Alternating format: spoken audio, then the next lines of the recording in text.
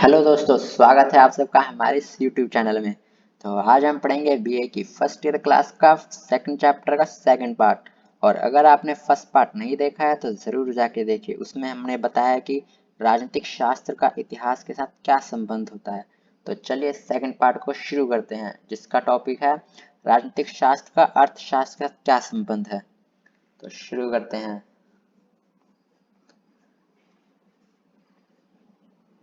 तो सबसे पहले परिचय पढ़ लिया जाता है। परिचय पढ़ते हैं। राजनीतिक शास्त्र और अर्थशास्त्र में निकट का संबंध पाया जाता है। आरंभ में तो अर्थशास्त्र को राजनीतिक शास्त्र का ही भाग माना जाता था और इसे राजनीतिक आर्थिकता कहते थे। 19वीं शताब्दी में एडम स्मिथ ने अर्थशास्त्र को एक स्वतंत्र विषय के रूप में जन्म दिया। अब दोस्तों देखिए, 19वीं शताब्दी से पहले अर्थशास्त्र राजनीतिक शास्त्र का ही एक भाग माना जाता था, जिसे 19वीं शताब्दी में एडम स्मिथ ने एक अलग विषय के रूप में जन्म दिया, एक रूपरेखा तैयार की उसकी, जिसमें राज्य की आर्थिक स्थिति के बारे में अध्ययन किया जाता है। तो चलिए पढ़ते हैं कि अर्थशास्त्र होता क्या है, अर्थशास्त्र का अर्थ क्या है। तो अर्थशास्त्र धन, उत्पादन, विनिमय, वितरण आदि का अध्ययन करता है। तो पढ़ते हैं कि राजनीतिक शास्त्र का अर्थशास्त्र को योगदान, वह किस प्रकार अर्थशास्त्र को अच्छा बनाने के लिए उसको विषय वस्तु देता है, उसकी मदद करता है। तो देखते हैं पहला पॉइंट, आर्थिक प्रगति के लिए राजनीतिक स्थिरता आवश्यक है। अब किस प्रकार आवश्यक है, अब आर्थिक प्रगति के लिए राजनीतिक स्थिरता किस प्रकार आवश्यक है यह देखते हैं कि जिस देश में उथल पुथल रहती है उस देश में आर्थिक विकास की गति बहुत धीमी होती है। आर्थिक विकास के लिए राजनीतिक स्थिरता बहुत आवश्यक है। अब दोस्तों देखिए, जिस देश में हमेशा सरकारें बदलती रहती हैं, हमेशा गृह युद्ध चल रहे होते हैं, लोग परेशान होते हैं, तो वहाँ आर्थिक आर्थिक स्थिति सही नहीं रह सकती है, वहाँ हमेशा गरीबी ही छाई रहती है। इसलिए जहाँ सरकार स्टेबल होगी, सरकार का सही तरह से कार्य करेगी, बिना घोटाले किए कार्य करेगी, उस देश में आर्थिक स्थिति बहुत अच्छी रहेगी। तो हमारा इस पॉइंट में यही कहने का तात्पर्य, जहाँ राजनीतिक स्थिर होएगी, स्टेबल होएगी, बिना घोटाले के काम करेगी, वहाँ आर्थिक स्थिति बहुत अच्छी रहेगी। अब चलिए दूसरा पॉइंट पढ़ते हैं कि राज्य आर्थिक नीतियों का निर्माण करता है। राज्य की अर्थव्यवस्था को चलाने के लिए आर्थिक नीतियां बनाई जाती हैं, जैसे कर नीति, आयात निर्यात नीति, बैंक नीति आदि। यह नीतियां राज्य के द्वारा बनाई जाती हैं। अब देखिए दोस्तों, ये जैसे कर नीति है, ये आयात और ये निर्यात नीति हो गया, ये बैंक नीति हो गई, यह सारी राज्य के द्वारा ही बनाई जाती हैं जो अर्थव्यवस्था के लिए कार्य करती हैं। तो राज्य इस अर्थव्यवस्था को चलाने के लिए इस प्रकार से भी अपना योगदान देता है कि वह उसके लिए नीतियां बनाता है, नीति निर्माण करता है। और साथ ही और तीसरे पॉइंट में पढ़ेंगे कि यह नीतियों को निर्माण करता है और साथ के साथ लागू भी करता है। और अगर कोई व्यक्ति इन नीतियों को मानने से इनकार करता है तो राज्य कानून की सहायता से उसे सजा भी दे सकता है। और चौथा पॉइंट पढ़ेंगे कि आर्थिक प्रणाली राज्य द्वारा लागू की जाती है। अब आर्थिक प्रणाली के बारे में पढ़ते हैं। विश्व में अनेक प्रकार की अर्थव्यवस्था पाई जाती है, जैसे पूंजीवादी अर्थव्यवस्था, मिश्रित अर्थव्यवस्था। राज्य तय करता है कि इनमें से कौन सी अर्थव्यवस्था अपनाई जानी है। अब दोस्तों, विश्व भर में हर जगह अलग अलग अर्थव्यवस्था पाई जाती है। अमेरिका में अलग अर्थव्यवस्था पाई जाती है, यूएसए में अमेरिका में अलग अर्थव्यवस्था पाई जाती है, यूएस अब रशिया में अलग अर्थव्यवस्था पाई जाती है, चीन में अलग पाई जाती है।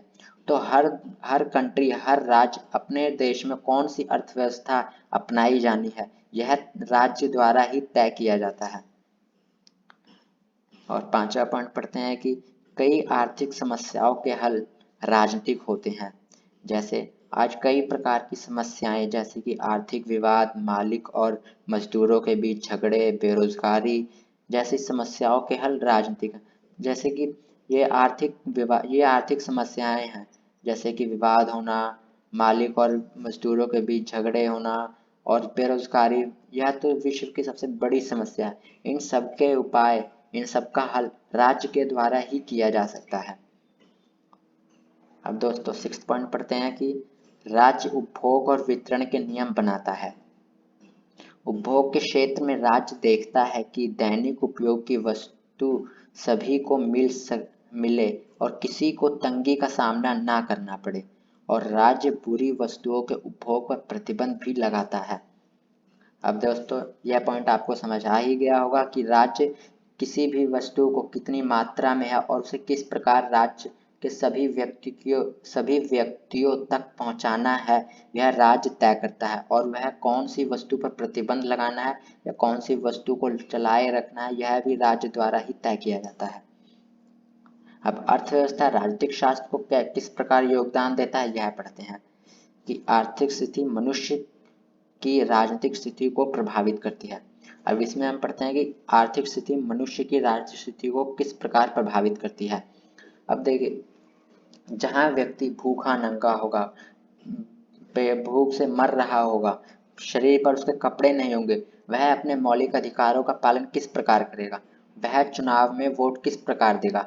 तो जब तक एक व्यक्ति खुद का उसका पेट भरा नहीं होगा, वह खुद अमीर या उसके जेब में पैसे नहीं होंगे, उसकी आर्थिक स्थिति सही नहीं होगी, वह किसी भी प्रकार से राजनीतिक क्रियाओं में भाग नहीं ले सकता है। तो अगर राजनीतिक क्रियाओं को सही प्रकार से सुचारू रूप से चलाना है तो उसके लिए आर्थिक स्थिति का सही होना, अच्छा होना बहुत आवश्यक है। अब दूसरा पॉइंट पढ़ते हैं कि आर्थिक असमानता राजनीतिक क्रांति को जन्म देती है। अब इसमें समाज में पाई जाने वाली आर्थिक असमानता लोगों में असंतोष भर देती है, धीरे धीरे सामाजिक राजनीतिक क्रांति का रूप धारण कर लेती है, जैसे रूस और फ्रांस की क्रांति। दोस्तों ये पॉइंट आपको समझ आ गया हो, जहां आर्थिक स्थिति में असमानता होती है, लोगों में ऊंच नीच की भाव होती है, अमीर गरीब का भाव होता है, वहां मजदूरों के ऊपर बहुत शोषण किया जाता है, और यह शोषण और समय के चलते चलते एक क्रांति का रूप धारण कर लेती है, जैसे हमने रूस और फ्रांस की क्रांति के बारे में पढ़ा है। और थर्ड पॉइंट पढ़ते हैं कि लोकतंत्र की सफलता के लिए आर्थिक समृद्धि आवश्यक है। अब लोकतंत्र की सफलता के लिए देश में आर्थिक समृद्धि का होना आवश्यक है। आर्थिक रूप से समृद्ध व्यक्ति ही राजनीति के कार्य में बढ़ चढ़कर भाग लेते हैं। और फोर्थ पॉइंट पढ़ते हैं कि आर्थिक गतिविधि राज्य को जन्म देती है। प्राचीन समय में लोगों ने जब कृषि का धंधा अपनाया था तो वह एक स्थान पर रहने लग गए और उनमें आपसी लेन देन आरंभ हुए और आर्थिक लेन देन के लिए नियम बनाए गए, जिन्हें लागू करने के लिए राज्य अस्तित्व में आया। तो राज्य किस प्रकार अस्तित्व में आया, यह भी एक आर्थिक प्रगति का ही, तो आर्थिक प्रगति के कारण ही राज्य अस्तित्व में आया है, यह भी वैज्ञानिकों का मानना है। और अब राजनीतिक शास्त्र और अर्थशास्त्र में क्या अंतर है, यह पढ़ते हैं। तो पहला अंतर है विषय वस्तु में अंतर। राजनीतिक शास्त्र राज्य और सरकार का विज्ञान है और राजनीतिक शास्त्र राजनीतिक प्रणाली का अध्ययन करता है। अब दोस्तों राजनीतिक शास्त्र राज्य और सरकार का विज्ञान, और यह राजनीतिक शास्त्र राजनीतिक प्रणाली का अध्ययन करता है कि किस प्रकार की प्रणाली है, किस प्रकार राज्य में कार्य हो रहा है, इन सब के बारे में राजनीतिक शास्त्र अध्ययन करता है।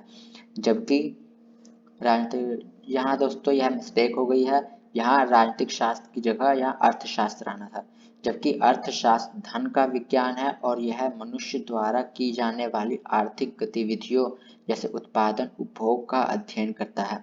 अब अर्थशास्त्र धन का विज्ञान है और यह उत्पादन और उपभोग का अध्ययन करता है। अब इसके अध्ययन विधियों में भी अंतर पाया जाता है, जैसे अर्थशास्त्र अधिकतर आंकड़ों और तथ्यों के साथ संबंधित है, जिनका वैज्ञानिक विधि द्वारा मूल्यांकन किया जाता है और ठीक निष्कर्ष निकाला जाता है। अब अर्थशास्त्र अपने अध्ययन के लिए राजनीतिक विधि का प्रयोग करता है, जबकि राजनीतिक शास्त्र का संबंध राजनीतिक घटनाओं, व्यक्ति के राजनीतिक व्यवहार के साथ है और यह अध्ययन के लिए दार्शनिक पक्ष का प्रयोग करता है। अर्थशास्त्र में भविष्यवाणी ठीक उतरती है, जबकि राजनीतिक शास्त्र में नहीं। अब अर्थशास्त्र में देखिए, वैज्ञानिक विधि का प्रयोग किया जाता है और ये आंकड़ों के साथ संबंधित होती है, जिसमें भविष्यवाणी ठीक निकलती है। जबकि राजनीतिक शास्त्र मनुष्य द्वारा और उसके राजनीतिक स्वरूप से संबंधित होती है, इसलिए वह किसी प्रकार जिस प्रकार मनुष्य का स्वरूप बदलता है, उसी प्रकार राजनीतिक घटनाएं भी होने शुरू हो जाती हैं। तो इसलिए राजनीति में किसी प्रकार की भविष्यवाणी नहीं की जा सकती है। अब समानता पढ़ लेते हैं कि इन दोनों के बीच क्या क्या समानताएं पाई जाती हैं। दोनों का संबंध प्रत्यक्ष अप्रत्यक्ष रूप से व्यक्ति के साथ ही। अब दोनों ही समाजशास्त्र प्रत्यक्ष अप्रत्यक्ष रूप से व्यक्ति के लिए ही अध्ययन करते हैं, व्यक्ति का ही अध्ययन करते हैं। अर्थशास्त्र व्यक्ति का आर्थिक आर्थिक रूप का अध्ययन करता है, जबकि राजनीतिक शास्त्र व्यक्ति की राजनीतिक पक्ष का अध्ययन करता है। और सेकंड पॉइंट पढ़ते हैं, दोनों का उद्देश्य व्यक्ति के जीवन को बढ़िया बनाना है। दोनों ही व्यक्ति के जीवन को अच्छा बनाने के लिए कार्य करते हैं। दोनों ही भूत भविष्य और वर्तमान से संबंधित हैं। तो चलिए दोस्तों, यहाँ से हमारी वीडियो खत्म होती है। अब आपको थर्ड पार्ट में हम बताएंगे कि समाजशास्त्र का राजनीतिक शास्त्र के साथ किस प्रकार संबंध है। तो चलिए वीडियो को यहाँ ख़त्म करते हैं, और अगर आपको वीडियो अच्छी लगी है तो लाइक और सब्सक्राइब ज़रूर कीजिएगा।